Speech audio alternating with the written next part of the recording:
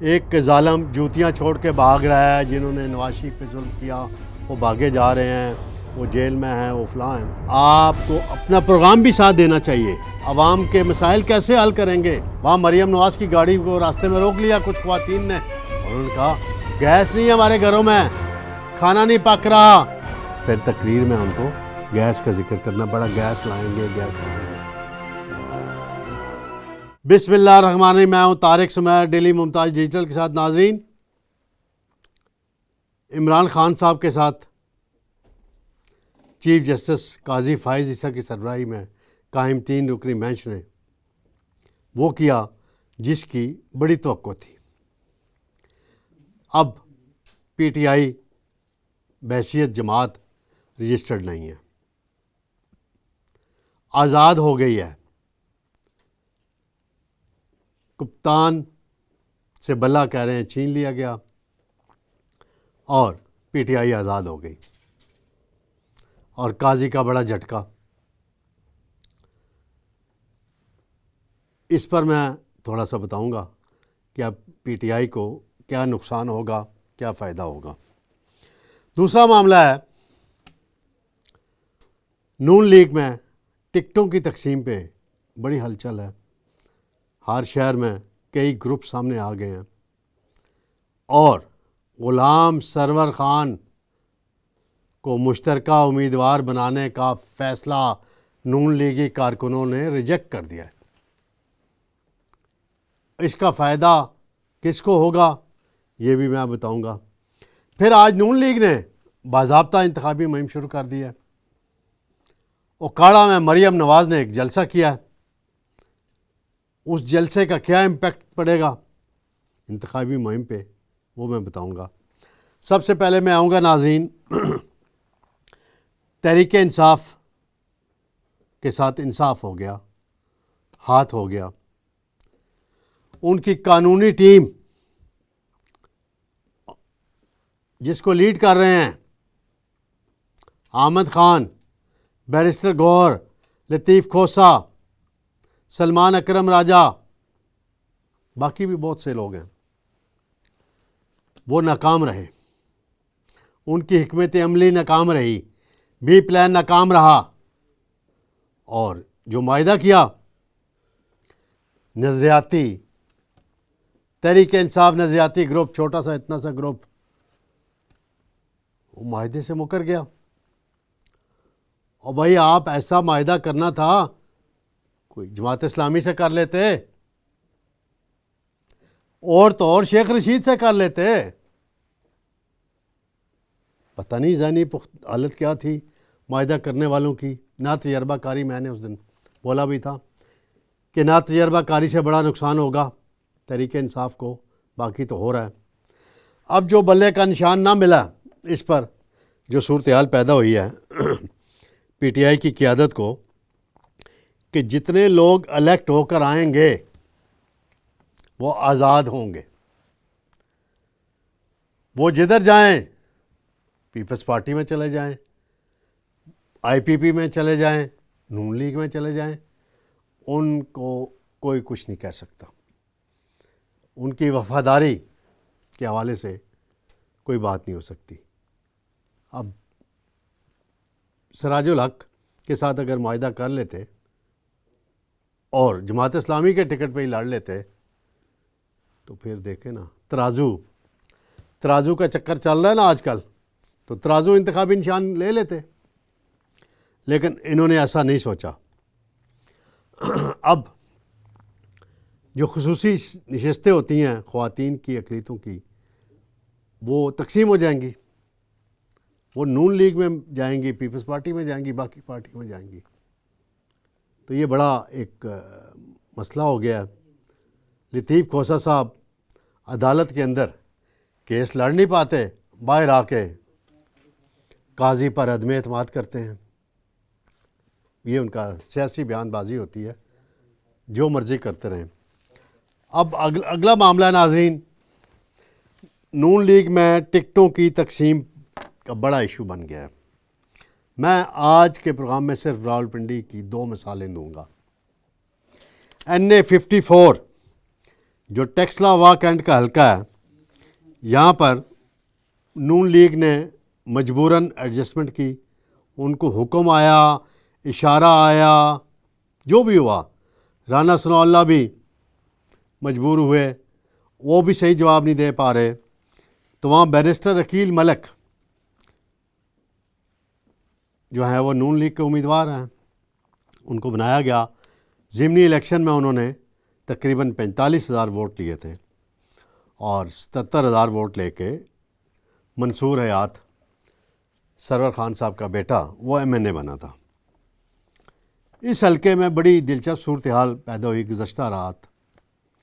ایک بڑا اجلاس بلایا گیا، بڑی میٹنگ بلائی گئی نون لیگی کارکنوں کی، جس میں عمر فاروق حلقہ PP 13 سے اور محسن ایوب PP 12 سے، یہ امیدوار ہیں دونوں جنہیں نون لیگ کا ٹکٹ ملا ہوا ہے۔ وہاں بڑا اکھٹ ہوا، وہاں یہ فیصلہ کیا گیا کہ سرور خان کو ہم مشترکہ امیدوار تسلیم نہیں کرتے اور بیرسٹر عقیل نواز شریف اور شہباز شریف کی بات نہیں مانیں گے، وہ آزاد حیثیت میں کھڑے ہوں گے اور دونوں MPs کے امیدوار ان کے ساتھ کمپین چلائیں گے۔ ناظرین، یہ کیوں کیا گیا؟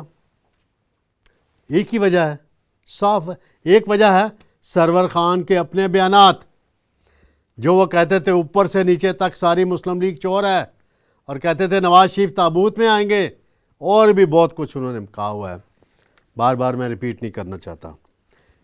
ایک وجہ یہ، دوسری وجہ یہ کہ نون لیگی کارکنوں کا جو جھکاؤ ہو رہا تھا چودھری نثار علی خان کی طرف، سابق وزیر داخلہ ہیں، وہ آزاد حیثیت میں اس حلقے سے لڑ رہے ہیں، تو یہ خطرہ پیدا ہو گیا تھا کہ نون لیگی ووٹر نے اگر چودھری نثار کو ووٹ دے دیا اور MPs کی نشستوں پہ نون لیگ کے امیدوار کو ووٹ دے دیا تو پھر کیا کریں گے؟ تو لہٰذا نون لیگ نے اپنی بقا کی جنگ لڑنے کے لیے ٹیکسلا اور واہ کینٹ میں اپنے ووٹ بینک کو بچانے اور سیٹ کو جیتنے کے لیے مرکزی قیادت کے حکم کو تسلیم کرنے سے انکار کر دیا۔ کل چودھری نثار علی خان نے واہ کینٹ میں ایک اچھا سیاسی پاور شو کیا، جلسہ کیا، وہ جو انہوں نے اپنا تقریر کرتے ہیں جیسا ان کا سٹائل ہے وہ انہوں نے کہا۔ اب یہ صورتحال ہے کہ اس صورتحال میں سرور خان صاحب نے بڑی جگہ پہ مضبوط جگہ پہ شکایت لگا دی ہے نون لیگ کی لوکل قیادت کی، عمر فاروق کی شکایت لگا دی ہے کہ دیکھیں جی ساری شرارت عمر فاروق کر رہا ہے اور میرے ساتھ یہ کیا جا رہا ہے، اور میں نے تحریک انصاف چھوڑی، IPP جوائن کی، انہوں نے جہانگیر ترین سے بھی رابطہ کیا، علیم خان سے بھی رابطہ کیا، گھوڑے دوڑائے جا رہے ہیں کہ کسی طریقے سے عمر فاروق، بیرسٹر عقیل اور ان کے ساتھیوں کو بنایا جائے کہ جی سرور خان کو ووٹ دلوائیں نون لیگ کے حامیوں کے۔ اب یہاں پہ مقابلہ جو بنے گا، اگر یہ صورتحال اسی طرح رہتی ہے تو مین مقابلہ پھر بن جائے گا چودھری نثار اور نون لیگ کے آزاد امیدوار بیرسٹر عقیل۔ اب وہ بھی آزاد، تحریک انصاف کا بھی ایک امیدوار وہاں موجود ہے۔ یہ تو یہاں صورتحال ہوگی۔ اسی طرح NA 51 ہے مری کا حلقہ، یہاں پہ راجہ اشفاق سرور صاحب کے بیٹے اسامہ سرور کو ٹکٹ دیا گیا۔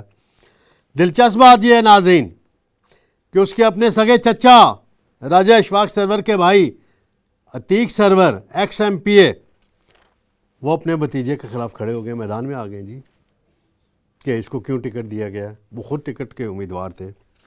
شاہد خاقان عباسی صاحب کا جو سٹانس ہے اس کو ریپیٹ کرنے کی ضرورت نہیں ہے، اور وہ بھی تو NA 53 پہ بھی سرفراز افضل نے بڑے الزامات لگائے ہیں، پتہ نہیں اس میں کتنی جان آنی ہے کہ ساری ٹکٹیں جو ہیں بیچی گئی ہیں پنڈی میں۔ اب اس کا اگر کوئی ثبوت ہے سرفراز افضل صاحب کے پاس تو وہ لے آئیں میڈیا میں، کیونکہ ان کے چچا ہیں چودھری تنویر صاحب اور ان کے کزن جو ہیں وہ الیکشن لڑ رہے ہیں NA 57 سے، دانیال۔ تو یہ بھی سرفراز افضل 2-3 مرتبہ MPA رہ چکے ہیں، بہرحال یہ کہ ساری صورتحال تھی راولپنڈی کی، میں آپ کو بتا. ایک اور ناظرین سب سے اہم معاملہ ہے، نون لیگ نے بالآخر تنقید اور بلاول بھٹو کے طنز سہنے کے بعد کہ میں گھر میں گھس کے ماروں گا، وہ تو پتہ چلے گا نا جب عطا تارڑ کی ووٹیں نکلیں گی اور بلاول صاحب آپ کی ووٹیں نکلیں گی تو پتہ چل جائے گا 8 فروری کو.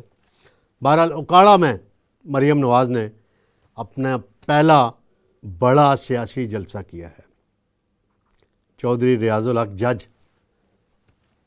عباس ربیرہ، جناب معین وٹو صاحب، راؤ اجمل صاحب اور باقی 5 دوست میں نے دیکھے ٹی وی پہ نظر آ رہے تھے. انہوں نے بڑا اچھا شو کیا ہے. اور مریم نواز نے تقریر میں 2 باتوں کا ذکر کیا ہے. ایک کہ ظالم جوتیاں چھوڑ کے بھاگ رہا ہے، جنہوں نے نواز شریف پہ ظلم کیا وہ بھاگے جا رہے ہیں، وہ جیل میں ہیں، وہ فلاں ہیں. آپ کو اپنا پروگرام بھی ساتھ دینا چاہیے. عوام کے مسائل کیسے حل کریں گے؟ وہاں مریم نواز کی گاڑی کو راستے میں روک لیا کچھ خواتین نے، اور انہوں نے کہا گیس نہیں ہے ہمارے گھروں میں، کھانا نہیں پک رہا. پھر تقریر میں ان کو گیس کا ذکر کرنا پڑا، گیس لائیں گے، گیس دیں گے. منشور تو دے نا بھائی. ہمارے انکل، ہمارے بزرگ عرفان صدیقی صاحب کی منشور کمیٹی کہاں گئی؟ وہ کہتے ہیں ہم نے اپنی رپورٹ دے دی ہے، تو اعلان کیوں نہیں ہو رہا بھائی؟ منشور کا اعلان کریں آپ تاکہ پتہ چلے عوام کو نون لیگ کا اکنامک پروگرام کیا ہے، لا اینڈ آرڈر پہ کیا ہے، دہشت گردی پہ کیا ہے، خارجہ پالیسی پہ کیا ہے، مہنگائی پہ کیا ہے. بالخصوص مہنگائی اور معیشت 2 بڑے ایشوز ہیں عوام کے لیے. اور نواز شریف سے امید رکھتے ہیں ان کے حامی اور ان کے ووٹر کہ وہ اچھا منشور دیں گے اور آگے بڑھیں گے. اب نواز شریف بھی 17 تاریخ کو کہا جا رہا ہے کہ ان کا پہلا جلسہ ہو رہا ہے. دیکھتے ہیں صورتحال کیا رخ اختیار کرتی ہے. ناظرین انشاءاللہ بہت جلد دوبارہ ملاقات ہوگی. اللہ حافظ.